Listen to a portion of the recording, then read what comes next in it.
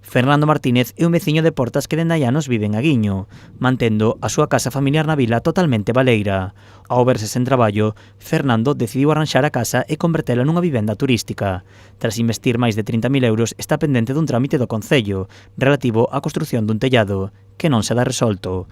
Despois de meses solicitando unha solución, o veciño decidiu este martes manifestarse en folga de fame. É unha folga pacífica. Eu esta mañá cando me presentei no Axuntamento dixenlles que se había algún sitio onde molestaba que mo dixesen, que non quero interferir para nada nin no funcionamento do Axuntamento nin incomodar a xente que ven a facer os trámites aquí. Preparado cunha cadeira, unha tenda de campaña e un saco de dormir, Fernando non marchará de diante do Concello ata que lle dean unha solución, a pesar do risco que iso conleva para a súa saúde. Son conscientes, sí, son conscientes, ademais eu son diabético, consulteino, moita xente me dixo, isto é unha tolería o que estás a facer, e eu sempre lles digo mesmo, que fago?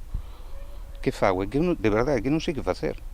Non sei que facer, cando intentas por todos os medios, cando ves e dis, por favor, botareme unha man, tramitademe isto, que isto non é un valo, que isto non é...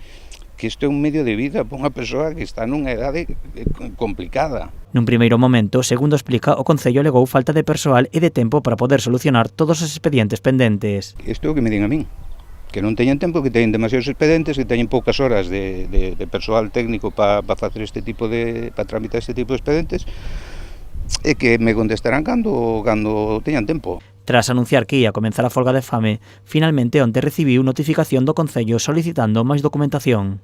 Onte recibín por sede electrónica 2 requerimentos. Un pedíndome unha documentación relativa ao tellado que xa estaba enviada, que ya volvían a enviar outra vez, e outra notificación de que hai un incumprimento na instalación das placas. A instalación das placas fíxose fai un ano, un proxecto chave en man con unha empresa que se chama EDP Solar, que se encargaron de facer eles todos os trámites. Fernando Martínez asegura que seguirá os días que faga falta ata que lle dean unha solución. Pola súa parte, dende o Concello mandaron este martes un comunicado explicando que o goberno local ten que cumprir a lei e solucionar os trámites segundo as normativas.